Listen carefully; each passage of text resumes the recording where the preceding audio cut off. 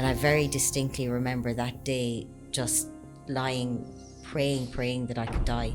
Even though you studied psychology, you didn't really believe in the power of the mind?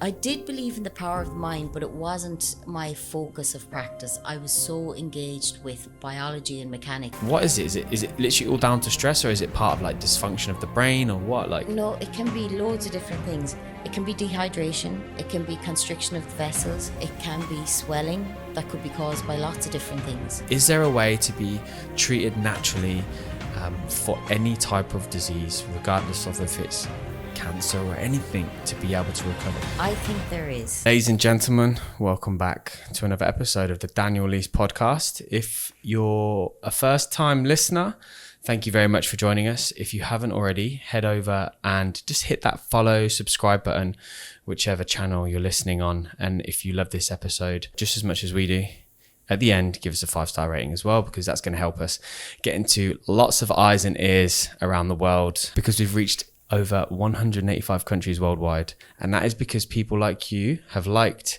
shared, streamed, commented, whatever else there is to do for the podcast. And each week I keep getting really amazing people come onto the show and get really vulnerable about times in their life which really can help motivate and inspire others to go on and achieve greatness. And this is what we want to do: share stories from people with ordinary backgrounds, but they have extremely extraordinary stories. So thank you very much. And for the guys that listen every week, thank you for your continued support. This week, we're going to be diving deep into psychology, the education system, as well as how you overcome a near-death experience and then go on to compete in an Ironman and complete that when the doctors told you you would never walk again.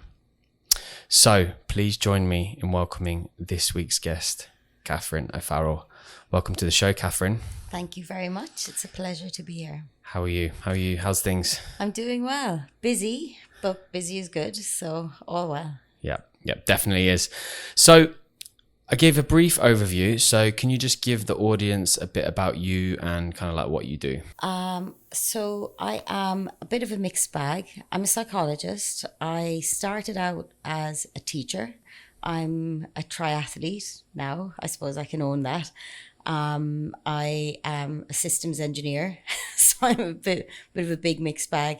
I'm a sister, a daughter, a friend, business owner, and a bit mixed up most of the time.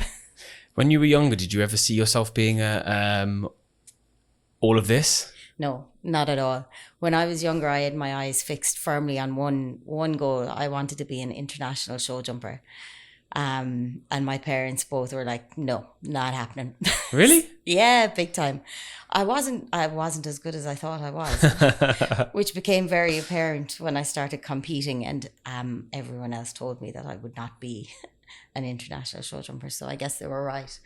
It's quite an interesting. When were you told? At what age were you told this? Probably from about 12, 13. People were pretty much telling me, maybe we should consider something else. That's quite damaging, don't you think, at that age? I didn't listen. I qualified as a teacher. I was teaching for years, and then I went back to Ag College for a year to study show jumping. And in Ag College, they told me undoubtedly that I didn't have what it took. And only then did I realise, I think I was about 29 at that stage. I finally gave up that ghost. At 29? Yeah, I still had dreams. Yeah, but I suppose it's good to have passions as well, and like hobbies and stuff like that. Yeah, I don't regret it. But so show jumping is very similar to like dressage then, yeah? A bit, only with things that you jump over.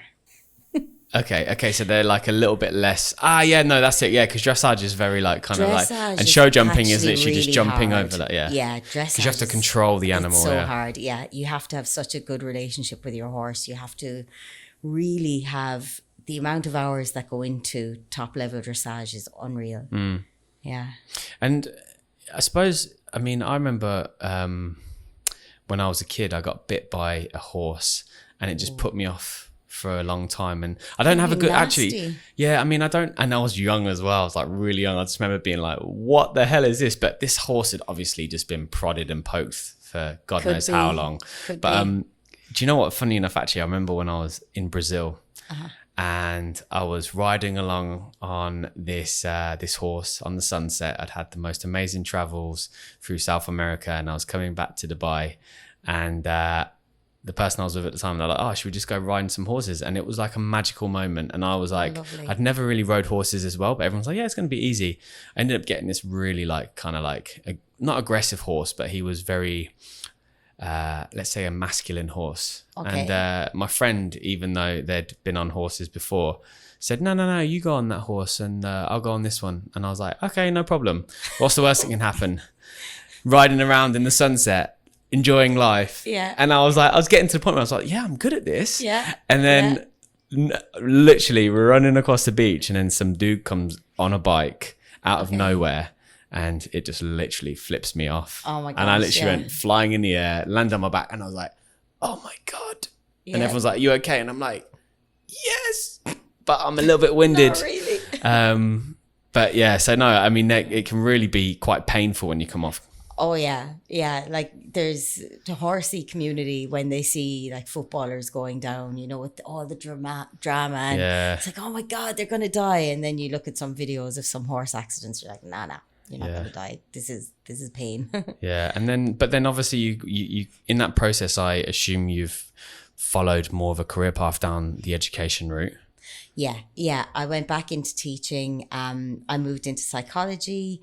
I was practicing as a psychologist. Then I came over here as a teacher because it was so easy. I was living in Edinburgh and I just wanted to change. So I sent my CV, said, send me somewhere hot. And a week later, I was in Abu Dhabi in a stunning apartment, working in a beautiful school. I didn't have to do a thing, just arrived. Yeah. And it was really easy.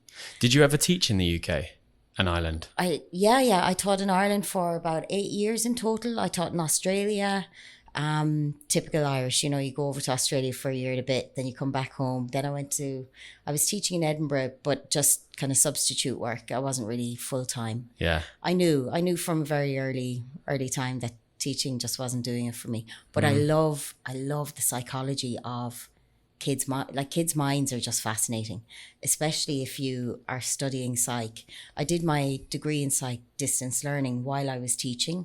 So I used to go to work every day and like try out some of the experiments on the kids and stuff. Probably not so ethical. I mean, it's been so long since I've actually been at school. Like distance learning, what does that even mean? Studying online. I did my psych degree online. Yeah. I'm thinking, did they have distance learning? But obviously when we was at school, we barely had computers. So yeah. That was 2011. I think I did that. Or maybe it was before that. No, it would have been around 2011. Yeah. And it was super easy. Did my degree and then I started practicing, started doing counselling, psychotherapy. And I loved it. So you kind of, during the teaching process, you were already transitioning into that role because obviously counselling is, you go to your counsellor to talk about deep stuff, right? Yep. Yeah. I always commend psychologists because, I mean, I have one of my own, right? And, for me, I live in quite a positive headspace. Yeah. And when I'm around too many negative people, I kind of have to get out. Now, bearing in mind, what I'm not going to say here is that people that see therapists are negative. No, I'm not saying that. But what I mean is what you hear on a daily basis is quite traumatic. It can be. So my first question, I suppose, before we get into like how you became a psychologist, but like, how were you able to put up with like hearing such traumatizing things on a day-to-day basis, but then still be able to be okay yourself? So generally when you're in practice, you're paired with a partner, psychologist. So you share stories with each other, you cross-reference your cases, like you discuss the cases to make sure that you've got a bit of like somebody else to give you kind of a signpost that you're not just going down one path that might be shaped by your own experiences. So that does relieve it a lot, but it can get very heavy. It can. The usual burnout for a psychologist or a psychiatrist is 40. Oh, really? Yeah, it's really young. Yeah. And I mean, if we go back to the beginning then, so what actually spurred the interest to get into psychology? I think I was raised in a bar in rural Ireland. And my dad was like just the person that everyone in the village would go to. So all my memories growing up were of dad sitting at the counter, usually with a cigarette in his hand, because he was a chain smoker for years and years. He used to smoke like 60 cigarettes a day. So he'd just be sitting there smoking. Is he still with us today? No, it got him. It got him. Chronic, what's the COPD? Got him in the end. Oof. Yeah. Oh, it came back to bite him. He gave up. He was off them for like 20 years, but no, it got him. So, don't smoke. Yeah. I say myself, having had the habit for a long time. But yeah, that was my memory growing up. I used to see him at the bar and everybody would tell him their deepest, darkest secrets. Like you'd have everyone from the village would come. And was he like a landlord at the pub then, or? Yeah, we owned it. Yeah. And like he would know every family's innermost details of what was happening with Pat and Mary in the bedroom, all the way through to Pat's finances and the farm and everything, Yeah. And we kind of were privy to that a bit as well. And he was always really good at giving advice. People used to come to him a lot for advice. And that's essentially counselling. Like he didn't have a qualification, but he did have the experience and the practice. And I think that was what made me go into. What were some of the stories that you were kind of exposed to? Do you ever remember the ones that kind of like? Because there must be stuff that's stuck in your mind, like where you like kind of like, whoa. Oh yeah. So we were a little village in Ireland, like a rural village. It wasn't major drama, but you'd always have drama, like somebody would be sleeping with each other, and there was a double murder in the village. No way. And that was huge. So we got the whole, like all the insights into that. Did you actually find out who murdered the person? Oh yeah, the husband killed the wife and the child, and then he killed himself. That was huge. Oh. That was juicy. Whoa. Those kind of stories were amazing. And then when I went into practice, like some of the stories you hear are sometimes so shocking that they're not shocking, that you become kind of numb to it. There's not much will shock you anymore. Yeah. And what sort of, like, from an education perspective, like what do you do to, because I suppose it's like kind of like, what is, there's so much with psychology. I mean, the brain is obviously extremely complex. So like when you start to educate yourself on psychology, what is it that you're learning? Like, is it the brain? Is it the person? Is it behaviors? It's both. It's everything.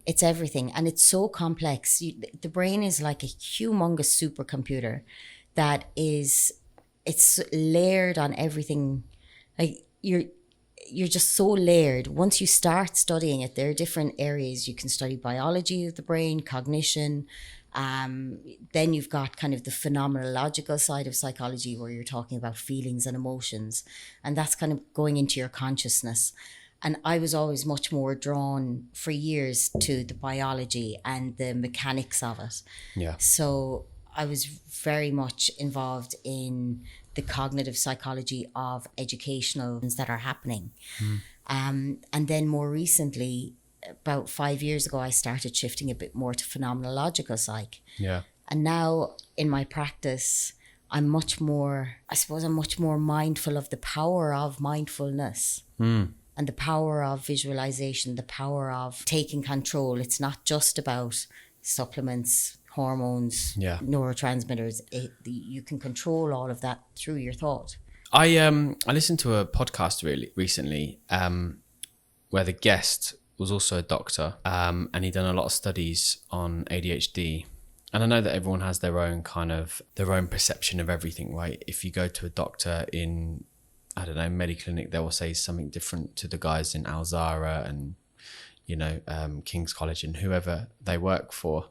And they've got their own interpretation on things. But he actually said that ADHD is just not a thing. It's actually, we just don't have focus anymore. We've lost the ability to focus. So you, having learned about this, tell us about, like, is ADHD actually a thing? Because everybody says now, don't they? Everyone's like, oh, I've got ADHD. Yeah. And it's straight to the medication, get me focused, get me this. And it's almost like people are just wanting to be diagnosed with it to say, okay, I actually have a problem with concentration, but I'm going to put it down to ADHD. Yeah. Okay. So I'll come back with you to a question for you. What is your understanding of ADHD? Well, it's from what I understand is ADHD is attention deficit disorder. Obviously, my high level experience with ADHD is like people that are just fidgety, can't really like be in one place, like cannot focus on things, can't do a task without having to be distracted, can't sit there and learn from sitting in a classroom, has to be like kind of like almost using actions rather than being still. What do you imagine might cause that? Have you any idea? I have no idea. Okay, so ADHD, yes, it is absolutely a thing. It's like loads and loads of research on it. So it's a hugely misinterpreted condition. So most people, when they hear ADHD, they think, oh, this person's brain is overactive. It's functioning so much that they just can't sit and focus. It is to do with focus. What happens is, in a typical brain, when you are, say we're having this conversation and I can see the curtains are shaking a little bit here, but it's not bothering me. I can still focus on you. There may be some noises in the background. I might be hungry. I might have forgotten to turn off the AC or something like this, but I can focus because the neurological pathways in my brain are trained to attention on you. If you've got ADHD, it is an issue with the dopaminergic pathways, which guide your ability to focus your attention.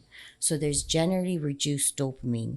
So that reduces your inability to stop incoming traffic to your stream of attention, if that makes sense. Yeah. So when you have ADHD, you have limited ability to exclude other kind of incoming streams. So it's like there's some cartoon where there's a dog talking in the cartoon. Next thing they hold the ball and the dog's like, ball, and he's going for it. They just can't. Like the minute something distracts, they're gone. So it's a physical, like there's a mechanical deficit there. So when people with ADHD are medicated, most people think that medication like Concerta, Ritalin, that it calms you down, that, oh, I'm going to take this. No, that's like medicated cocaine. It's brilliant stuff. It opens up those dopaminergic pathways. Sign me up. I know, right? It actually speeds up your processing so that you can create those inhibitors of distractions.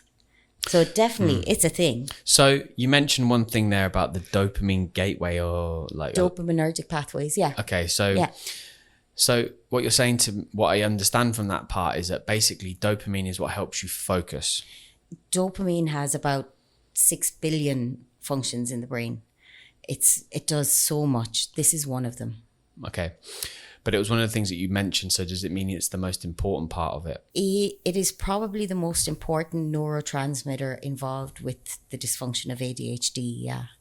So do you think that because of all of the dopamine hits we get nowadays with all these electronic signals that are around us and notifications and stuff, do you think the reason why we're having more ADHD is because our dopamine is generally just at an all-time low, which enables us to not focus as good as we would without that? It's possible.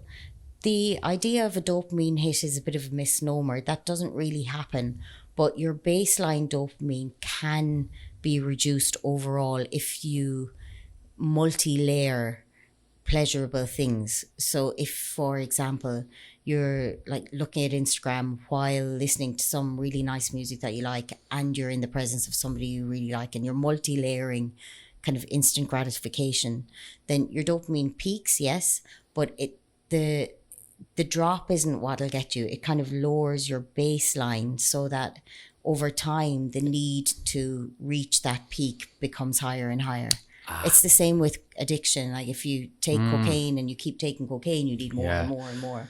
And so it's obviously a fundamental factor then that obviously over time, due an overload of pleasure, of let's say artificial pleasure, is affecting dopamine. So if you go down that route, then is it possible to naturally increase it again? Yes. Now with ADHD, there is a deficit. So that's a condition, like it is a disorder. So you can't naturally boost that again, though. you can possibly, but it's going to be harder because you're not producing enough of that neurotransmitter naturally. But when you talk about your, say, an addiction to pornography or something like that, if you give up for 2-3 days, your basal levels will rise almost instantly. They come back up really quickly. It's similar with addiction. The problem with addiction for drugs and things like that is the physical withdrawal rather than the mental withdrawal, because you will come back up pretty quickly. You mentioned, so with ADHD then, so is there any side effects to the medication? Oh yeah, lots. Yeah? Lots, yeah. You have dips. You have those, your baseline will dip. Yeah. So like, even though it kind of helps you temporarily, in the long term, it actually is a long-term effect. Yeah. Like most of those kind of drugs are like drugs for ADHD really are. They're amphetamines. They really are like cocaine. When it comes to any cognitive disorder, like ADHD, like dyslexia, like autism, like, are any of them like reversible, or is it kind of like something that's permanently? Not really. It's like a dysfunction. So it's the function of these conditions is just atypical. So it's different rather than wrong, if you understand what I mean. Like you can't. Yeah. So it's kind of like a car engine, yeah? You get different car engines that go at different speeds, and one might go slow, one might go fast. Like, yeah. And like sometimes it's our environment and the world we're in is wrong for the condition. If you think about it that way, it's quite liberating, especially if somebody has a condition like dyslexia, that it's not that your brain is broken. It's that the world that we are in just isn't suited for the way your brain processes things. So because it's just different. It's called dysfunction, but they're not always dysfunctional. Like autism, many of the symptoms of autism, and they're called symptoms, which in itself is kind of a negative connotation. You could say the strengths of autism are really quite beneficial. Like your ability to focus is like key, laser in for hours and hours.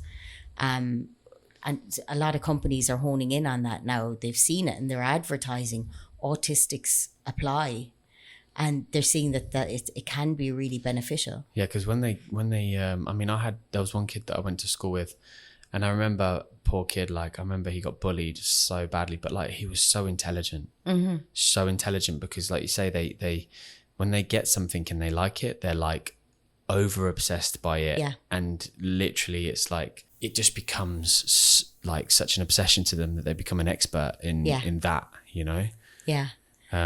I think if you were to analyze a lot of the really high performing professors, university professors particularly, those who are doing like really high level research, probably a good percentage of them are expressing autistic traits. Yeah. I would imagine they would be. Yeah. It can be beneficial, really beneficial in certain ways. With the education system we have at the moment just does not know how to support or embrace or encourage those kind of traits. Just in the UAE or everywhere? Everywhere. Because it's different. And that's not the fault of teachers. Like, we expect a lot of teachers. And I often use the analogy when I'm doing training, like teachers now are expected to be fully inclusive. But they don't get the training or the support to be fully inclusive. And it's like being, say, a mechanic in a village where you're working on Camrys and Yaris's and it's pretty straightforward, normal engines. And then somebody drives into you with a Ferrari and you're like, holy crap, this is a bit complex. And you expect them to fix it without any tools or training. And that's what it's like when a child with complex needs comes into your class. And we say to teachers, just, include them, manage it, make it work. It's really hard. One thing that I find really kind of like so backwards about the education system is you grow up and all you hear is surround yourself with successful people, people that elevate you. But yet in school, what they do is anyone that's around you that has some form of disability or learning difficulty and stuff like that, or you're just not up to the scratch of others, they just put you in the lowest class, you know. And I find that really fascinating, because I think as a child, right, I don't think anyone is worse than the other. I think we can all learn from each other, and you know, the fascination of children is fascinating. You know, they're I think society has a lot to answer for how they kill children's mindsets and get them to think, rather than, you know, you should always have that child within you that's always curious about something. But we do a really good job of knocking that out of them. Exactly. Yeah, exactly. So, but it's one thing that just really baffles me about that, and it is just so backwards, isn't it? Yeah, it is. There's some really, really interesting research from the 70s where they had two teachers, same kind of profile, two classes, mixed profile. So high achievers, low achievers, the classes of kids were totally mixed. Yeah. And they told one teacher, this is the really smart class. They're high achievers. They're all like top A star. They told the other teacher, this class are really crap. They're useless. They're stupid. They're dumb. By the end of the year, the teacher who had been told that the class was low achieving, they were achieving way below their peers, way below, and the other class excelled. And that was the teacher alone. Nobody else knew. It was a blind experiment. And it was just the teacher. So when you put kids into a class surrounded by other kids who are challenged, nobody succeeds. Yeah. I always saw it as I always saw my route in my career as an extremely hard one, because I always thought if I was a little bit more educated, I would have gone further. But then I just think to myself, you know, I mean, I heard this again on another podcast about, I don't like the education system, but I'm a really good self-educator. And that is because you can go out and just learn so much about any particular topic now. I mean, we've got all these tools at our fingertips. It can, you know, books, AI now, you know, like anything online, anything you want to know, you can Google, watch a YouTube video on it, whatever it might be. So you can literally upskill yourself in days. Yeah. And you can upskill yourself like in a matter of days. But what I find interesting is like, I'm so glad that I actually wasn't a good student, let's say, when I was at school, because I feel like I look back at some of my class friends that did really well at school, and I look at them and I just think, you know, in the best will in the world, you're very one-dimensional, because they take it in what is taught at schools, and I think schools teach you to think in a certain way. Yeah. And it doesn't allow you, like, which means that later on in life you think in that way, and it's that way and no other way. Yeah. Whereas because I didn't succeed in that part of my life, you know, it allowed me to think so openly about everything else, because I was like, my mindset wasn't groomed. Do you know? Do you understand what I mean? Yeah, I do. Absolutely. I see it all the time. Like just this week I was working with a school, and the KG section were telling me that they were studying this section on butterflies, and one of the kids were like, oh, is it a boy or a girl butterfly? And the teacher was like, oh, I didn't know, so I just, you know, I had to change the lesson. I was like, what the hell? That's what an opportunity to investigate. Like, geez, I don't know, is it a boy or a girl? How can we find out? You know, it's curiosity.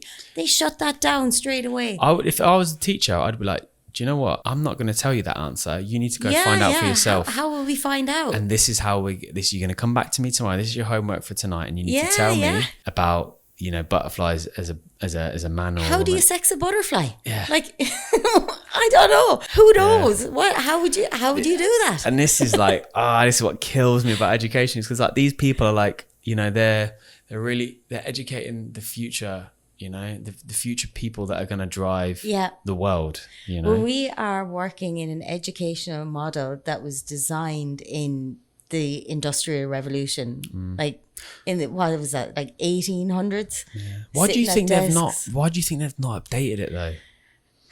That is a good question. I have these debates a lot in education. That's a good question. We are systemized. Like it's systemic. You leave education, you will move to university. You move from university, very often you go to a job where you just have to go 9 to 5, you do your work and that's it. Very few careers really allow you for huge variation from that. Like the majority, well, maybe I'm naive, but the majority of careers that I'm familiar with are quite systematic. You go in, you go to work, sit at a desk, go to the office, go to a construction. Yeah. I don't know. Do you know what it is? And I don't mean to be like one of these conspiracy theorists where, you know, I think that this is what the governments are trying to do, blah, blah, blah. And this is what I love about this country, because I do believe that you can achieve great things if you put your mindset to it. Oh, yeah. Yeah. You know, this is one thing I 100% believe in. You know, I mean, I think I believe in it because I came here and I was that profile of person, you know, I had a criminal record. I didn't have an education. The only thing I knew how to do was to cook, you know, and I wasn't cooking. I was selling stuff. And then, you know, I've been able to like absorb as much information as possible and allow that me to be elevated through that. Whereas I think if I was actually in England and followed that path in England, I probably would be nowhere near where I wanted to be right now. Yeah. The UAE is wonderful. I guess any young country probably would offer similar opportunities to here. But if you want to really be hungry, you need to be in a young country. Yeah. Not necessarily a young country, but a country that's growing or evolving. And we definitely are here. Like, what do you, in your time in education then, I mean, you obviously worked your way up through the education ranks. How do you think you was able to do that? Drive, for sure. Drive. I was so hungry for it.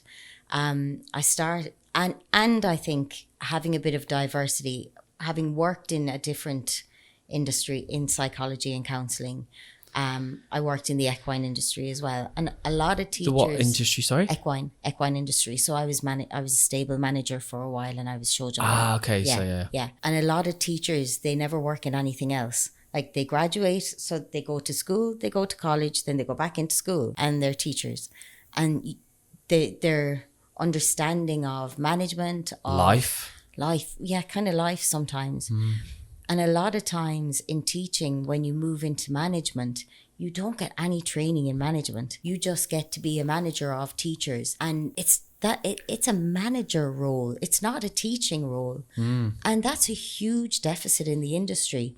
Like you struggle so bad because... that is an amazing point you say there. But do you not think that's applicable for all industries? Possibly, yeah. I find it the same because the dynamics of... the dynamics of promotions is all based on job performance, right? Yeah. So if you think about it, you get promoted and then you become a manager, but you get that because of your performance. Yeah, if you're a good salesperson, you may not be a good manager. Yeah, but not because of your leadership skills, right? Yeah. So, I mean, I actually, have you ever watched the Drive to Survive on Netflix about the Formula One? No. So it's like a documentary on the Formula One. And one thing that I love about the way they do things in the Formula One is because these guys are not engineers, that the presidents and principals of the teams. Like these guys come from like backgrounds of like doing really well, like running businesses. Okay. And like, it just hit home to me that it was just like, do you know what? Like, you don't have to be the smartest person in the room. You just need to know how to get the best out of people. Yeah. And that is why you should be a manager. It's or a different you should skill set. Run a company. Maybe not necessarily different, but it's a unique entire skill set in itself. Yeah. And we forget. I hadn't really thought about other industries before, but it must be the same. Yeah, it is. Because we just promote from within and no training. Yeah, I mean, you talk to any business leader, apart from obviously there's a few now that will look at like different assets that a person will offer.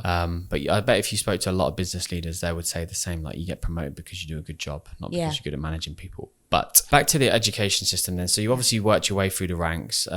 Like, what made you, like, at what point, what position did you reach before you were like, I'm out? So at school level, I got to principalship.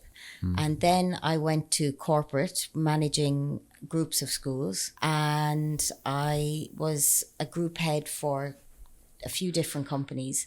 So I got pretty much to the top. I was director for another company. So yeah, I got as pretty much as high as I could. But I I was only principal for a year, and man, never again. I didn't really want it. It was kind of lumped onto me. But when I did it, man, it's a very, very, very hard job. Yeah. Like you're neither in education or in leadership. You are in complaints. You're in the complaints department. That's what you're doing as a principal. You just feel people coming to you unhappy all day, every day. Very few people come to you say, yeah, you're doing a great job. Yeah. I hated it. It's very true. Yeah. I mean, I can relate to that, because you get to management level and you become a senior in a role. And somebody said it perfectly to me the other day. They're like, Danny, like, you're just there to put out fires now. Yeah. That's it. You're there to put out fires and provide solutions to problems that people have. And I'm like, you're not far wrong there. You're not far wrong. But what made you want to leave the education system? Let me rephrase that. What made you want to leave the business to then do your own thing? I was really happy in the corporate world, but I was working crazy hours. It really was crazy. It was crazy hours. And now I loved it when I was doing it. I didn't realize at the time how much of my life I was dedicating to somebody else's project until now. Now I reflect back and I'm like, man, if I had started this years ago. But I was working for a group, and we were managing learning support assistants across a group of schools, and they were being treated really badly it was outsourced. It was an outsourced company that provided these practitioners for us. So I tried to tackle it from within and couldn't. I met a wall. So I started helping them get jobs outside of that company. And I realized, whilst she was still with them, or I was still group head, yeah. And I realized that I was able to quite effectively help these girls find better jobs. They were in a really difficult situation. They were really being treated badly. So I was part of a group called the Global Sustainability Network, which is a network founded by my business partner here, and we were very much involved in GSN Goal 8, or the Sustainability Goal 8, equal employment, fair work for all. So that was very much at the forefront of my practice and my ethos, I guess. So I wanted to open a company that could help more people like those girls that I helped, because within about a year, we had found placements for them for about 20 people. And I thought, man, if I can do it for 20 people and have a full-time job, then I can do it. Yeah, I could do it. And I loved it. And the amount of gratitude and peace that they found with just by finding a job that would treat them well, treat them like humans, that was so rewarding. Plus, I realized also that it could be very financially rewarding. So, but I think, did you find that now that you've found happiness, like true happiness within your work, that finances kind of come secondary to that now? That it doesn't matter to me so much anymore. Yeah. Fulfillment in the workplace is just so important, right? I think a lot of people... But I think it's easy to say that when you have a lot of money. Yeah. I think like there was a period of time where I was about 6 months without a job, and like every day I would be in Carrefour going, maybe I won't buy the salmon today, like you're worrying about every dirham. So I think it's easy to say that when you have money. If I lost all my contracts tomorrow, I probably wouldn't be satisfied with my job. Yeah, very true. So it's a healthy balance then. It is, but it does definitely become less of a thing. And I found that the more I enjoy the work I'm doing, the more money and contracts are coming.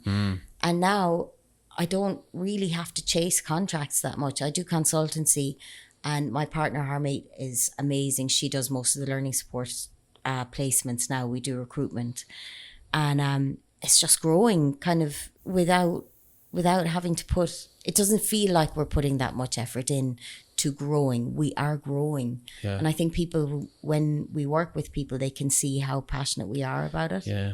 I mean, there's a saying, right? It's like, it's to do with money, but like, I suppose it's the same to do with business, right?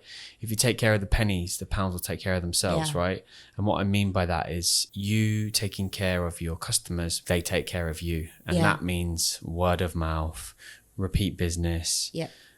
Like those people that you helped at the beginning, those 20 learning support people, they'll never forget that. They'll always speak highly of you, so like that. I think that is also something that a lot of people will forget, is like taking care of your customers is like so important, because, you know, word of mouth is everything. Yeah. You know, I work in a business which you have to generate new sales, and trust me, the amount of money you spend on generating new sales, whereas repeat business is like, it's so much more, it's just so much more beneficial for a business in the long run. So again, take care of your customers, and the customers will take care of you. Yeah, it's really valuable. I think that care, it just pays itself back, doesn't it? If you care for them, they'll pay you back. Yeah, if you lead with good intentions, I feel that, you know, you can be rewarded for that in the long term. Yeah, for sure. Now, in between all of these discussions we're having, you know, at the beginning we spoke about, and we will come back onto the psychology side as well, because I'm really fascinated to explore that topic more, and I do have some more things to discuss about that area. But there was obviously an integral part of your life which kind of like turned upside down at one point, where there was a horrific accident which nearly killed you. Like, what happened there? So I was cycling here in Dubai on the D54, which I just drove down. Yeah. And for anyone listening to this, do never cycle down D54. Never, it's a crazy road. No, never cycle on any of the public roads. Public service message. Yeah. So I was due to start my first role as a group head. I was just moving from school side to corporate. I was due to start the next day, and I was cycling morning, 7:30 in the morning, and I got hit from behind by a Range Rover. It broke my spine in 5 places, bust out, my shoulder was completely destroyed. My hip, my ankle were fractured, and I ripped all of the skin from the left side of my body. So I thought for the first probably 12 hours or so, I was pretty sure I was going to die. I really wanted to die, actually. I really, really wanted to die. Why? It was horrendously painful. Yeah. Yeah. It was horrendous. And when it all happened, were you conscious of the impact? No, I don't remember the impact. I do remember coming around at the scene. The the guy who hit me, he had gotten out of his car. He was wearing a Pandora, and another guy stopped. The road was pretty empty. It was deserted. Another South African guy stopped as well, and he was helping. So the guy who had hit me was kind of in shock. And when I came around, I couldn't breathe. 8 of my ribs had been broken. So I remember distinctly thinking, I can't breathe. I need to get up, because I felt like this huge pressure on my ribs. I really wanted to get up. Now, I don't remember the pain from that period, those few moments, but I do remember grappling on the guy's Pandora because there was blood all over it. And I remember seeing these white chinos and brown leather shoes belonging to this, I discovered later it belonged to this South African guy who had stopped. And one of my best mates, Kevin, often wears white chinos and brown shoes. So in my mind, I was like, what the hell am I doing on the road? Like, why am I on the road? And the first thing that came to my mind was, were we in a disco somewhere? Have I passed out in a road? I'm on the floor. Is that Kevin? Are we absolutely hammered? Where are we? What's going on? I couldn't put together the situation, but I remember that thought. I remember thinking, God, Kevin's got me hammered now, falling out of some pub somewhere. Like, I really thought that. And then I remember seeing the blood on the Pandora. Then I passed out again and I came around in the hospital. I remember being in A&E, and at that stage they had called my emergency contacts. Kevin was there. Literally within a couple of hours, 5 friends were by my bedside, and they stayed with me until they flew my mum in. And then a week or so later, my sister and her young baby flew in, and they just helped me on the road to recovery. But the first couple of surgeons who I met, they looked at my spinal, all the MRIs and stuff, and they said I wouldn't walk. What was the extent of the injuries then? So if you can list all of them. So I had not chopped off, I just grazed a little bit of my face. So my face looked a bit messed up. Thankfully, my head wasn't damaged. My helmet, which was just a regular standard run-of-the-mill cycling helmet, had completely protected my head, thankfully. I was wearing a Camelback when the car hit me, so that protected my spine. They all told me if I hadn't been wearing that, I'd have been dead on impact. So broke 5 vertebrae. 3 of them were totally crumbled. Like, the surgeon actually described it as crumbly cheese, which stays in my mind every time I see crumbly cheese. Ever since that day, I think of my spine and it gives me the heebie-jeebies. Then 8 of my ribs were broken. They were really, really sore. My shoulder was bust out. So all the ligaments and tendons were gone. So this bone for a full year was literally poking up out of, I couldn't fix it for a year because they had to stabilize my spine. I had to do surgeries to get metal rods put in. And while that was happening, I couldn't fix my shoulder. So my shoulder was totally useless to me for nearly a year. And everybody used to tap me on the shoulder, say, "Oh, you've got something on your shoulder." I didn't know, that's my bone. It's poking out. And my ankle, actually, they didn't notice. They didn't diagnose my ankle break until about 8 months later. They're like, "Oh yeah, there was a break there, similar to your experience." Man. I know you've had that experience as well, right? Yeah. Yeah. I mean, yeah. I feel for you on that one. Yeah. Well, I think I was in a wheelchair for quite a long time, so that probably protected me. If I had been up and walking around on it, I'm sure I would have known. Yeah. Well, you didn't know. No, very true, very true. But that's some pretty life-changing, circumstances. The most painful part was the road burn. If you've ever had road burn, yes. Oh my gosh. Yeah, it's almost like you can't. Your skin just can't. Otherwise, it just breaks and starts bleeding, doesn't it? Horrendous. Yeah. And they wanted to do skin grafts, so I was in the hospital maybe a week in.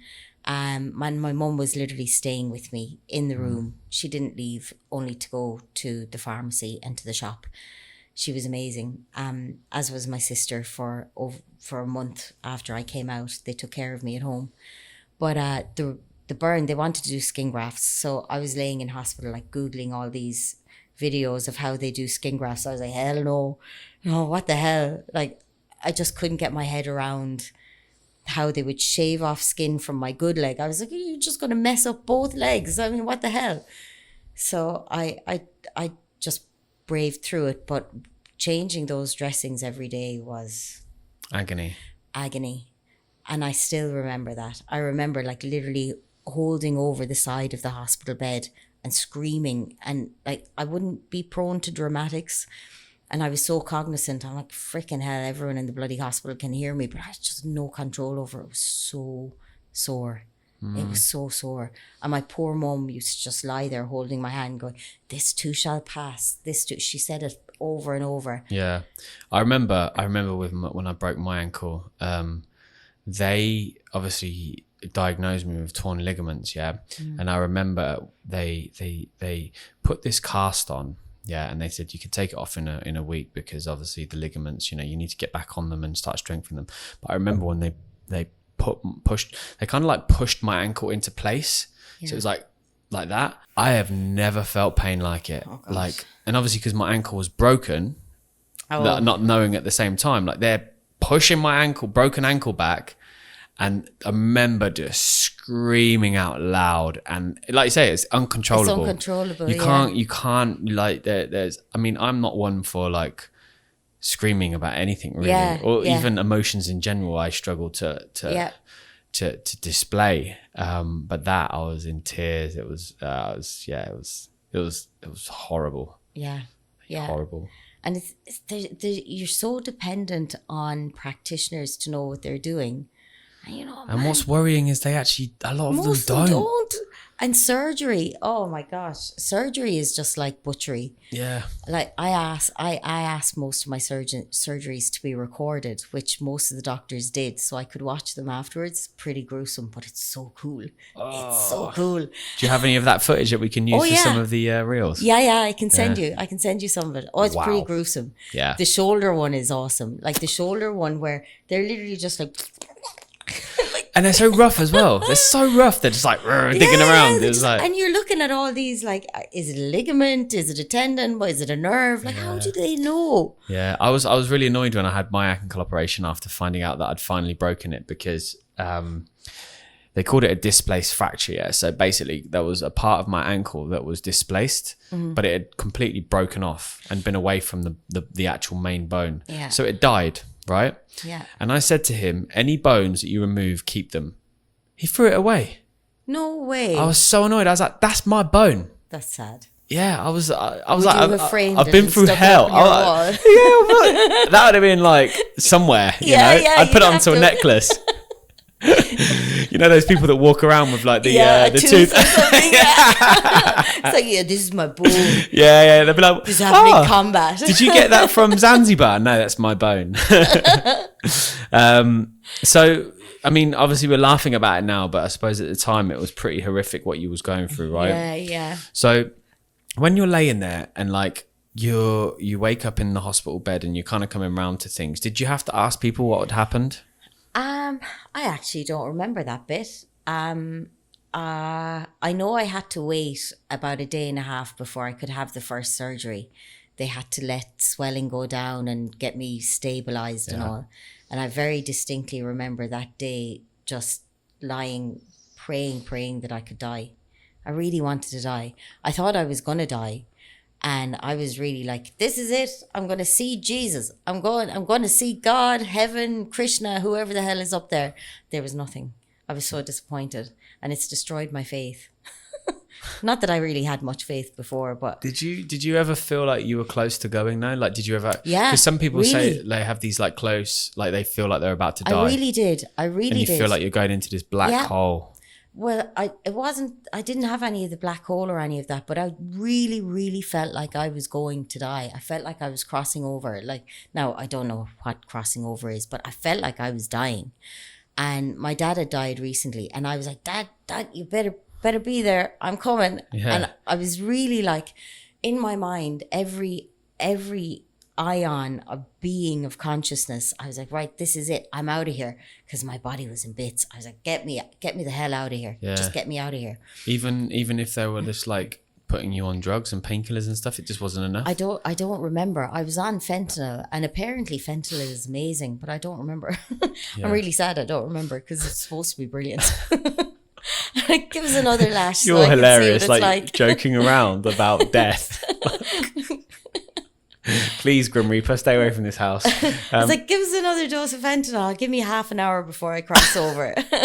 No, I remember when I had morphine, and oof, man, it's like you're uncontrollably fucked, but like it does feel good. It's all right, yeah. Everything seems a little bit okay. I didn't admit that, but and so you obviously recovered, but like, talk us through the recovery, because that must have been brutal. It was brutal, I suppose, but very much helped by my practice, my psychological practice, for sure. Fortunately, a couple of weeks before this happened, a really good friend of mine, Niloy, had been in India on a silent retreat where he'd been studying like yoga practices and all this mindfulness. And before this happened, I was quite technical in my practice, like psychotherapy. I was very much biological mechanics. And the mindfulness bit wasn't really on my radar. I'd done a bit of Reiki, but nothing serious. But he had really talked me through some of the practices that he had engaged in when he Even was though there. you studied psychology, you didn't really believe in the power of the mind? I did believe in the power of the mind, but it wasn't my focus of practice. I was so engaged with biology and mechanics that just wasn't really on my radar. Yeah. So he had described one of the sessions that they had where they had to sit for hours cross-legged. And he said the pain in his knees was unbearable. But they started talking him through this mindful practice of dissipating pain just through thought. And he said it was like somebody switched off a nerve and It was just gone. Wow. So when I was in the hospital, I literally had all day, every day, just lying flat on my back. I was going crazy. I'd been very sporty. I was really active. And to go from being really active to like you're on your back for days and days and days, it was driving me crazy. So I started doing some mindful healing based on what he had told me. And I was struggling to kind of stick with just the mindfulness. So I started looking up anatomical pictures. I was comparing my MRIs and my PT. I was comparing all my scans with anatomical pictures, trying to figure out like, where is the damage? What should it look like? This is what it looks like now. Like I was visualizing my, the skin, the burn on the skin quite a lot. And I was literally visualizing the gap closing. And I was visualizing the blood cells that would have to go to service the skin cells, to regenerate the cells. And as I was doing that, the pain kind of disappeared. And it was the same with my spine. As I was focusing on it, the more you focus on it, the more you concentrate and try to pinpoint it, it disappeared. And like I was lying there and I knew, okay, man, my back is killing me. It's so sore. But then you try to pinpoint it, you close your eyes, you really focus in, you're like, well, where exactly, which vertebrae is it? And I was trying to get my mind to focus on, and then I'm like, I can't find it. If I can't pinpoint it, is it really there? Am I conceptualizing it as pain when it's just something that I know should be painful, but it's only painful because I'm being told it should be painful? And it freaking disappeared. Really? And it's so weird. Like, and I've been doing this practice a lot over the last 5 years. I've been kind of not perfecting it, but honing it and changing it. And I'm finding it really, really effective with clients, particularly those who have anxiety disorders that express physically. Like if you're having panic attacks, if you're having like perceived pain because of anxiety, man, it works a treat. It really, really works. It's brilliant. And there's nothing special about it. Like you don't need any special tools. You can be talked through it a couple of times and then you can do it on your own. You can do it independently. Yeah. Which is the beauty of it. Like you don't need a therapist to do it. I can show you how to do it and then you can do it. So you're a big believer in like, I mean, it's such a huge topic, right? But do you genuinely, having gone through that now, do you think, or do you believe, do you believe that you can heal yourself from anything? Absolutely. From anything? Absolutely, yeah. Just by the power of thought? I do. But your body will heal from anything. Whether you think about it or not, your body will heal. It might take a longer time, but you can direct that healing. Yeah. Now that I'm a bit more accepting of it, I've done a lot of, well, not a lot of research, but I've done a bit of research on Reiki and like, is it meridian lines, the acupuncture lines, deep needling, all of those. And they all speak to the same thing, just in different languages, but they're all talking about the same actions where you're guiding energetic lines to guide, like literally you can see on fMRIs, on resonance imaging, you can see neurons vibrating where people are concentrating their focus. Like that doesn't lie.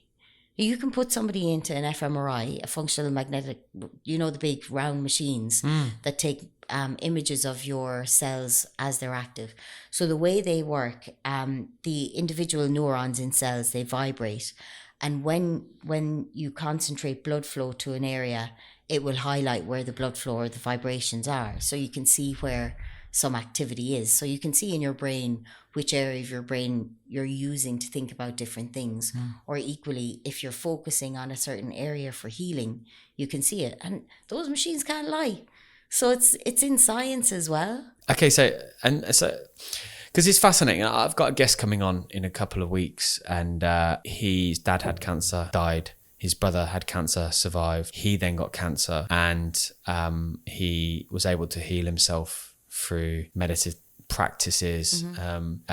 He said he didn't have any medication, no chemotherapy, no nothing, and he was able to heal himself. Yeah. And I'm like, and I hear many of these stories. I see that, and I'm like, wow, like that has. And I know, like, this is again, it's another sensitive topic because if people are listening to this and you are suffering from cancer, like, please don't see this as me being offensive towards what you're going through, because I honestly don't know. I'm just going on based on like things that I've heard, and when I hear stories of mindset healing, like, and a lot of them, and you know, there was a doctor in the US, I can't remember her name, but my friend sent me her content, and she got banned from practicing medicine because she found a herbal way of treating patients, and she had 100% recovery rate of fatal cancers just through herbal medicine.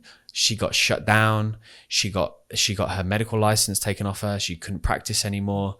Yeah. And you hear stuff like that, and you just think, you know, like, is there a way? Like, is there a way to be treated naturally for any type of disease, regardless of if it's cancer or anything, to be able to recover? I think there is. That said, if you are a person who is diagnosed or somebody you care about, you don't really care what way you go. You try everything. Like I mentioned, a friend of mine earlier, Darren, who's a very close friend of ours, married to my best mate, and when he got cancer, he tried everything that you could possibly imagine. Really? Yeah, medical, herbal, everything, dietary change, mindset, and he really was mindset oriented, mindful healing. Like he and Kevin would not have been, they wouldn't have been very kind of airy fairy into Reiki or any of that kind of stuff. Both of them did a Reiki course. They qualified in all these different types of healing, and it didn't work. He passed, and you've got to try everything. Yeah, so I just hope in my lifetime it would be lovely if you could. Sorry to interrupt you, but what I'm talking about with the mindfulness, it worked for me and it works for a lot of my clients, but it probably wouldn't work for a lot of people. I think you've probably also got to buy into it, but you really have to believe it. I would love to see, with all the technology now that we have at our fingertips, that at least before we go, there is some form of a cure. Because it's so sad to watch. I mean, you know, my cousin Lisa, she had breast cancer twice, had both her breasts removed, and like, it's changed her as a person. Like, you know, she's still upbeat, and I would love her to come out here, but she's got 3 kids, and you know, and I'm always saying to her, like, you sure you don't want to move out here? And she's got so much responsibility, but you know, I love her to pieces, and you know, she had her kind of life taken away from her because of that. You know, she dedicated her life to her kids, and then when they grew up and she was able to go, and then that happened, and it's just like, I would just love to see, hopefully, fingers crossed, touch wood, you know. But yeah, I've got a lot of guests coming up on the show, which there was a guy coming on as well who's created an app for cancer patients, where he had stage 4 cancer and was able to recover. And yeah, like it's gonna be cancer is like, it's just such a pervasive, I don't know if there could be a cure. Like, is there a tablet or an injection that you could take? Because once it's in there, it's kind of in there, you know. Yeah, but complex topic, which is digressing. But this is what I love about a podcast, because it takes the conversation to a place where it's like 2 people's opinions and stuff, but like ultimately, you know, we have we want everything to be positive in the end, and hopefully, as I said, that will happen. But back to your recovery then. So you were stuck in a wheelchair for how long? I was in the wheelchair for probably a month or 2. And then I moved from the wheelchair to the Zimmer frame, which was a whole heap of fun. Great for my Tinder profile. And then onto the crutches. Did you go any dates on a Zimmer frame? No. Ah, that would have been funny. No, oh God, I probably could have. Yeah. It'd be a great conversation starter, wouldn't it? But not only did I have the Zimmer frame, I had this wonderfully attractive big back brace that had to strap around, and it used to stick up out the back. So I used to have to walk around with this huge, it was just horrendous. It was awful. But once you get me out of the wheelchair, I ain't going nowhere. Oh, it was torture. I was at home. I have a 1-bed apartment in Sport City, and my mum, my sister, and her daughter, she had a little baby, came over just to mind me, literally to mind me, because I was so damaged. My gosh, it was really bad. I mean, it's you know what? In reflection, like, we're laughing about it now, but like, I suppose it just goes to show the type of person you are, to be able to sit here and laugh about it in a jokey way, because it was serious, you know, like, and how long would you say like the total recovery of rehab and actually being back on your... It's still ongoing. What sort of stuff do you have to go through now then? I'm still doing physio or deep needling every week. I don't have much restriction of movement, but I have quite a lot of discomfort. Yeah. It's pain, but I like to call it discomfort so it doesn't feel so bad. And how do you, like, because you said about obviously making the pain go away at one point, like, are you able to still do that now? Yeah, absolutely. But it's funny. You probably know from when you had damaged your ankle, like pain kind of creeps up on you and you forget. And before you know it, you realize that you've been sitting in discomfort for like an hour. Yeah. And you're like, freaking hell, man, that's actually killing me. Yeah. And you're just so used to it that it happens to me a lot. Yeah. Do you know what I have is with my ankle is if I push myself too hard, I can't walk on this ankle the next day. Yeah. I'm limping really badly, like really bad. Yeah. And you know, this is where when you tell me about these meditative practices where you can literally think the pain away. Yeah. I'm just like, sign me up. Because when I do push myself at a high rocks or a long run or a big gym, in fact, leg sessions are okay now, but after football, that kills me. Yeah. But I think with me, it's like with my particular recovery is I was just like, I am not going to let somebody tell me what I can and can't do, you know? And I think that leads kind of perfectly onto my question is, did you ever feel like the victim? Not really, to be honest. Not really. Like the first session I had with my chiropractor, my mum was with me. It was only probably couple of weeks after the accident. I was bet up. I looked a state. I still had the cuts on my face. My whole legs. I couldn't wear. And they cracked you up properly. In the chiropractor. No, he wouldn't. He actually wouldn't treat me. But I went to have an appraisal with him. But when he saw me, he was like, too soon. Yeah. But like, I looked like Freddy Krueger. Literally, my leg was covered in not skin. Oh, it's horrendous. So he said, well, okay, well, what's your treatment plan? What are your goals? And I said, I want to run a 5K within 6 months. And my mum was like, give her a bit of a reality check there. And he actually said, yeah, okay. Let's aim for that then. You're quite lucky because a lot of chiropractors would have just cracked you up and treated you and sent you on your way and probably left you in a worse pain. Possibly. No, he I think when he saw the back brace, he was like, oh, when was your surgery? I'm like, about 5 days ago. 5 days after surgery? I'd gone straight away. I was literally like, the minute the surgeon, when I met the third surgeon, and he told me that he could fix it and I wouldn't have to be in a wheelchair. From that moment, I was like, right, boom, we've got a plan, got to get up, got to get out of here. And that was it. So I was laser focused from that moment that I was going to get up and get out. What's your relationship with visualization? The whole body of the mindfulness that I've told you about is visualization. So literally I will take anatomical images of whatever is sore or painful. And then I close my eyes, in my mind's eye, I will visualize where that is on my body. So I've got the internal picture of what it should look like. Then I visualize that, only it's not like the picture isn't at the forefront of the brain. You're bringing your consciousness to where it is. So in my case, it's my thoracic vertebrae. And I'm literally like drawing in my mind's eye all my focus and attention to those thoracic vertebrae. I know what they look like because they're bust up. And then I will literally visualize the like blood cells going to try and heal them. I visualize the bones coming back together. And if there's pain there, I try to focus on where exactly is the pain. Like what exact neurons are firing to tell my brain that there's pain. And the more that you do that, you're like, well, I can't freaking identify where those neurons are. And by doing that, you kind of think yourself out of it. I really need to curate how to describe this properly. Yeah.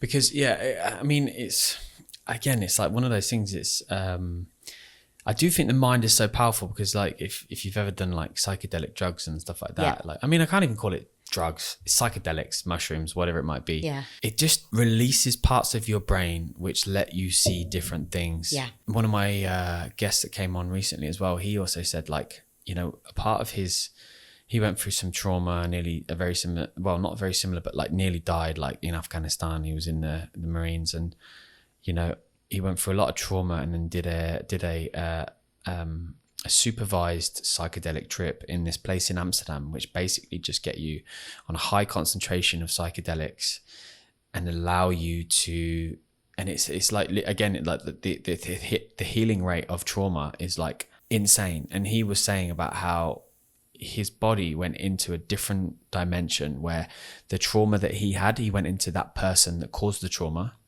and saw it from their eyes. And it was such an interesting way of explaining, but it was just like the brain. It's just like, what, like, I mean, to really explore, it's just like you say, when it's insane when you're getting these MRI scans, and if the person's thinking about the pain on a certain part of their body, you know, you're seeing neurons. You can see, like, you can see stuff firing. Yeah. And that's kind of, I guess that's what Reiki is. Like they're feeling that healing heat. They're drawing the energy to different areas.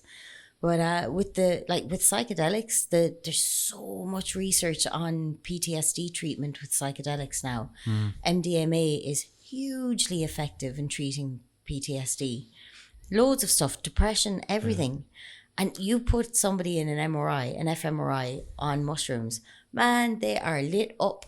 Have you seen studies on that then? Yeah, loads, absolutely loads. There's so much research on it. Yeah. There are loads of clinics all over the States predominantly. Because I was doing a bit, like, not research, but just whenever again, self-education is things I like. So if I see a topic, I want to learn about it. And there's a guy on Instagram called Biohacker, and he talks about all these biohacking like techniques and stuff. And he was talking about how the reason why mushrooms create such a psychedelic trip is because they're connected to the energy of the earth. Yeah. They come from the earth. They're connected to it. And I actually looked into it, and it blew my mind. Like how, and when you look into it, it's like all these mushrooms are connected to the underground. The mycelium layer. Have you read about it? Yeah. Oh, it's mind-blowing, isn't it? I was just like, I just couldn't comprehend what I was reading. I was like, oh my goodness, what is this? And then it's so cool. I think when you see this, you just think to yourself, wow, this is like, my life is just, I just haven't even scratched the surface. We're living in the dark. We're all living in these concrete houses in the city, and there's a whole underground world of stuff going on under our feet. I remember the first time I read about this mycelium layer. It was a study where one tree was dying, and it was sending messages through the mycelium layer to another tree, basically saying, send us some nitrogen, I'm dying. And the tree freaking sent it some nitrogen through the mycelium layer. I'm reading this going, really? That's communication. Yeah. Like, that's communication. But nowadays, like, are you still doing the practices where you're kind of like going into a deep state where you're telling yourself about the pain and healing process? I do a really short meditation almost every day, 10 minutes. Yeah. It's literally just 10 minutes. Yeah. And I do a little, probably going to lose a lot of people with this, but I do a little bit of chakra cleansing. What is that? Chakra cleansing. You've never heard of chakra cleansing? Never. This is like really, you know, I should be wearing a hippie t-shirt and smoking weed, this stuff. So this is your chakras. You've got 7 chakras. The chakras are energy centers. They are located usually around glands. So this is ancient, like, gosh, I don't know, is it Indian or... I guess Indian, I'm not sure. Probably but Indian, it's very associated with like yogic practices and all of that. So the chakras are they're mostly around where you would have glands. Like the most important one is around the pineal gland, which governs like so much function in the brain. And to cleanse your chakras, they're energy centers. So they each have a different color, and they each have a different function in terms of your ability to connect with the earth, your ability to speak your voice, your loads of different stuff. It's probably all airy-fairy stuff, but you know, I do it just in case. Yeah. It's like saying thank you, Jesus, thank you, Allah, thank you, Buddha, just in case. You never know who you're going to meet. Exactly, yeah. I mean, it's, you know, everybody has their own way, right? I mean, some people turn to religion and use that as a guide, and other people use other things. But were you able to do the run? The 5 kilometer, was it a 5 kilometer run? Yeah. Yes, I did. After walk my or crawl? Goal with the chiropractor. I shuffled it. I walked. Really? So yeah, I was on my feet at that stage. I still had the Zimmer frame, but packed it up into the car, down to the race. And yeah, I finished a 5K. I have the medal on the day of the 6-month anniversary. Wow. And literally they had told me I wouldn't walk. But that was definitely partly down to the mindful practice, the healing, for sure. I really, really believe that. But also because I had some really good people around me. Like my mum and my sister, they just, from the minute I got home to after the accident, when I went back to my apartment, my sister flew in with her 1-year-old. I think she was about 1 at the time. And it was like, there was just no nonsense after that, because I was no longer, oh, poor Kate is in hospital, oh, we have to be fast. It was like, no, the baby we need to do stuff with the baby, like move out of the way with your wheelchair. It was no longer like, oh, we have to be all sad and stuff. It was just like, we got to get on with life. That was it. Yeah. Like move forward. And then you've gone on to do quite a lot of fitness things. You're obviously a hiking fanatic. Yes. We're in the same hiking group, and I only ever do it once in a blue moon, but I do have an excuse for that. But you're quite an active person now, right? Yeah, were you always active before that? Always, yeah. So that must have... Not to the same extreme, for sure. In the last 2 years, I've definitely pushed that quite significantly. But I'd always been hiking, yeah. Like my oldest brother and I and my sister, we hiked a lot together growing up. And my older brother and I still do. We still do hike. Like we did the Zugspitze in Germany there about a year ago. So I've always been hiking. But I did K2 last year. We did the base camp on K2. That was awesome. It was like 30 days on the glacier. Man, it was mega hard. It was so hard. It was freaking freezing. -10 at night. Yeah. I heard that in a book called The Fear Bubble, and that it's actually getting pretty hectic up there now with the amount of tourists. No, not on K2. On Everest it is. Yeah, I did Everest base years ago, and it's really commercial. It's a bit crap. It is a bit crap. Because people were saying on the peak, like people were dying because there was queues. Like because there's queues from getting from the peak downwards, because you've got rich people just paying to go up there now, and they're just like may not be ready. Yeah, they're not ready. I mean, but yeah. So what was that like for an experience going K2? K2, it was amazing. It was amazing. Really hard, but it was amazing. So I kind of got there by chance. I met a guy at a conference, gentleman called Assad, who told me he was doing this exhibition. He was like, yeah, I'm going, an American Pakistani dude, ex-military general, like really one of those, the moment you meet him, you're like, holy crap, he'd throw you against the wall if you said something that he didn't like, and he's like, yeah, I'm going to K2. I was like, oh, can I come with you? And he's like, almost felt like he was going to swat me like a fly. Calm down, woman. But I convinced him to let me come. So I joined his expedition with 2 other guys based here in Dubai. So the 4 of us took off to Pakistan, and we got on like a house on fire. And once you get on the glacier, once you're in the Karakorums, so the K2 is from the Karakorum range, and there's like, I don't know how many of them. But once you're on the glacier, you're kind of totally exposed to the elements. There's nothing, like you're just freaking hard slog climbing through ice and snow all day. And it's hard, it's really hard. But man, we talked and talked for nearly 3 weeks. No distraction, and we got to know each other so well, and there was nothing off bounds. Like we just talked, and it really made me realize how little time we give to meeting new people and to listening to people and allowing people time to talk. And I've really noticed ever since then, like I'm single, so I date quite a lot. And I would say 80% of people I go on dates with, they don't ask you any questions. There's no question. There's, hi, how are you? What do you do? And then there aren't really any questions. And I ask a lot of questions, I suppose, partly because of my upbringing. Psychologist. I was like, yes. You ask great questions. But you want to know, I'm curious. I want to know. And I'm often surprised, like, when I ask something, like if somebody tells me about their job, I always ask, oh, do you like it? Are you happy? And a lot of people are really like, what do you mean, am I happy? Well, it's a question. Are you people happy? Don't like to be invaded in such an invasive way. Yeah. So yeah, that was the K2 experience. It was amazing.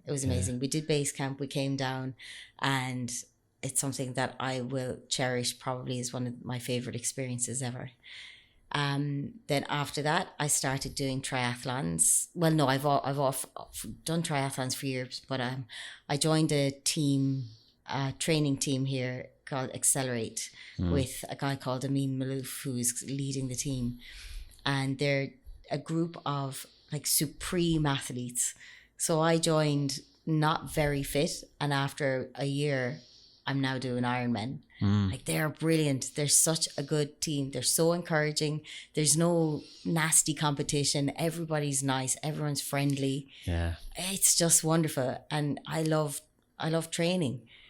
So it's not like I go for a long run, but it doesn't feel like, oh man, damn, I have to go for a 22K. It's like, oh, I'm going to have a chat with the lads. I'm going to go run with somebody I like. Yeah. Yeah, it's brilliant. I love it. What's the kind of mental aspects of an Ironman? Like, what do you have to overcome there? Or do you quite enjoy it? I really do enjoy it. Yeah. Is there any part where you're just like, why am I doing this? Well, yeah, I did one nearly 2 weeks ago. Yeah. And that is my worst race ever, of any races I've ever done ever. It was really hard. Excuse me, Mammy, I fucked up the swim, got into the water, and I got kicked going into the water, which is really common. Everyone's like scrambling, getting in, but I just couldn't get a rhythm. So my swim was 20 minutes longer than it should have been. And for the whole nearly an hour, I literally was just like, I want to give up. I want to stop. I want to stop. I don't want to do this. Why am I doing this? Just stop. And then I started thinking, okay, stop thinking I want to stop. Think about getting on the bike, because I love cycling. So just get me on the bike. Get on the bike. Once I get over the water, get on the bike. Get on the bike. So that was a long ass hour. Yeah, because 20 minutes in the pool is long enough, let alone an extra 20 minutes. It was a full hour. And I'd finished my last race. I had done the swim in 40 minutes. This one was 59 minutes. Wow. Oh, it just went on and on and on and on. It was torture. But then I got on the bike and I was like, woohoo, I love cycling. It was brilliant. I love the bike. Because Ironman, you're not allowed to listen to music, are you? You're not supposed to, but I do. I put headphones in and I have a podcast on. Or I would have music on. I suppose with but long hair, you can get away with it, right? Yeah, I have like a headband over them. Yeah, I do. And for the run as well. Man, who's going to run for 2 hours with nothing? No way. I'd be bored off my nut. Just running with my own thoughts. No way. But the Ironman is brilliant. The sense of achievement it's really, really good. It's really good because you know you've pushed to an extreme and you know that you can. And nothing seems impossible after that. So you've obviously been through a lot, and you're also an expert in psychology. So now you've gone through all of this, like, I suppose there was a huge reset when this accident happened. But like, what is it now that you look for happiness? Like, what is true happiness for you now? Gosh, that's a good question. And even though I preach a lot of stuff, I don't practice a lot of stuff. Like, my goal setting, I haven't really done proper goal setting for about a year. Yeah. So I've achieved a lot of what I wanted to achieve kind of professionally and personally over the last year. And now I haven't really done it again. I need to do that again. Yeah. You're actually going to stimulate me to do it again. Thank you. Good. I need to do that again. Yeah. But happiness is connectivity. I'm very lucky with my family. I have a great relationship with my mum. My sister is an inspiration. She's a single mum with 2 kids, and she's really witty, really intelligent, and she's just brilliant. Yeah. And my brother is great. I get on great with my older brother. He's just wonderful. And his wife and kids. I think my family probably are the things that bring me happiness. Nice. Yeah. Well, I thank you very much for coming on to this podcast. We sat on Sunday, not that you know what day this is, but we sat a couple of days ago, didn't we, and had a long chat for about 2 hours, and then we've sat here and spoke for about an hour and a half, and it's just great, the chats that we have, and I think we can probably come back and maybe do a part 2 and talk all about psychology and plan it out that way, because there's so much. It's hard to scratch the surface when we're talking about so many different topics, and obviously it's important I wanted to cover, your life, because my mission with the podcast is to help motivate and inspire. And how we do that is share stories of people like you that have extraordinary circumstances that have happened and help transition. And I think a lot of people take benefit from hearing stories like you, because I said the same thing recently to somebody, I can't remember where it was, like everybody's facing their own struggle one way or another. That was it. I released a video and everyone's like sharing it, commenting and stuff, because it was talking about emotional intelligence and understanding others. Because we go about our day and you can get really uptight with people and get really frustrated, but you don't sit there and think, actually, this person could be going through X, Y, and Z. So I think everyone's going through their struggles, and to be able to talk openly about stories like this, and in the hope that this is going to reach somebody's eyes or ears, is a privilege that I could never imagine. So I do thank you for coming on to the show.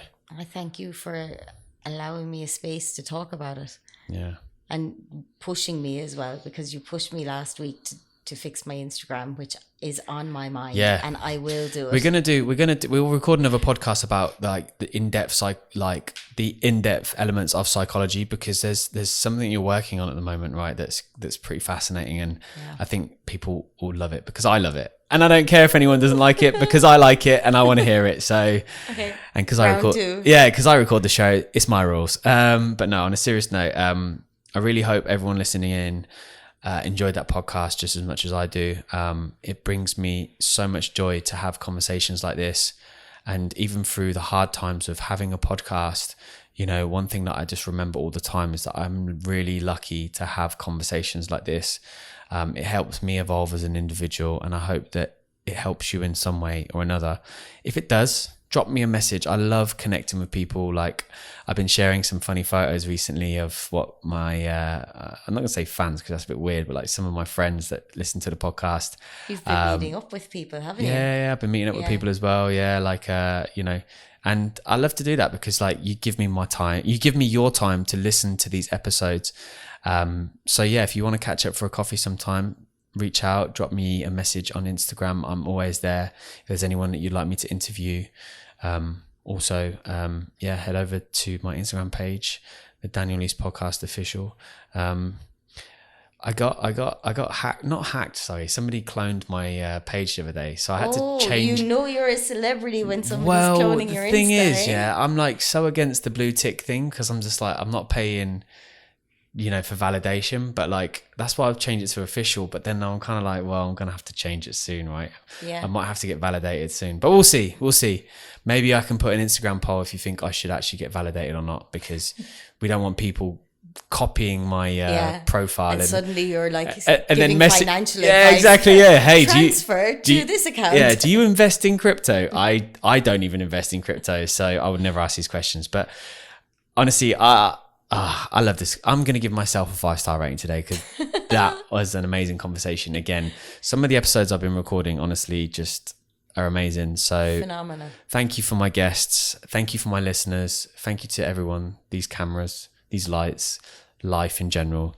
So if you loved it, give us a follow, subscribe, 5-star rating, whatever you feel like doing. So thank you very much, and we'll see you again next time.